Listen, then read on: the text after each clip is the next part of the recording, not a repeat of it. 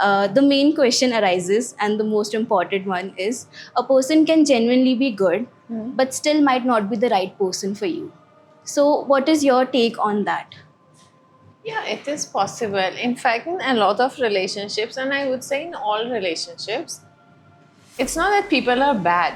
It's just that either the connection is missing, or the compatibility is missing, or they are good in the previous roles they had. Let's say she was a good daughter and he is a good son, or he's a good brother or a good business partner. But when the dynamics of a relationship change and two people come together to create a life together, now there are other things that come in play, right?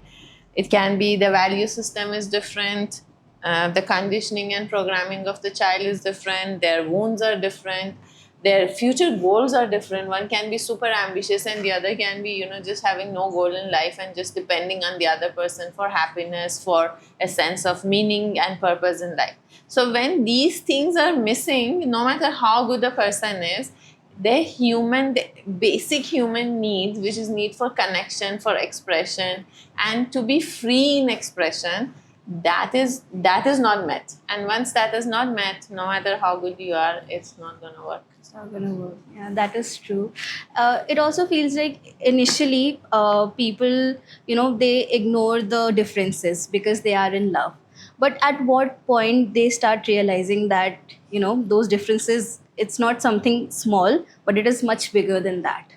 So initially, because the excitement is more and the hope is also higher, right? Yeah. You don't know the person. You're hoping that, out of 10 things I want in a partner or in my life, this person meets 4 or 5, and then rest 4 or 5 I will manage. I will teach, I will request, I will tell what I want. And you think now this is going to work. But what happens is after the initial excitement fades away, the reality kicks in. And then you realize out of those 4 or 5, 3 were actually fake. The person was trying to please you because even that person had the same hope from you and decided, okay, these things are missing. Let me change these parts of me so that we can make it together. But once you're under one roof, once you're really living a life, your value system, the way you look at things, your perspective from life, what you expect from life and each other and yourself. A lot of people can't handle the pressure from the other side because the partner is mirroring their own expectations of themselves, which they could never fulfill.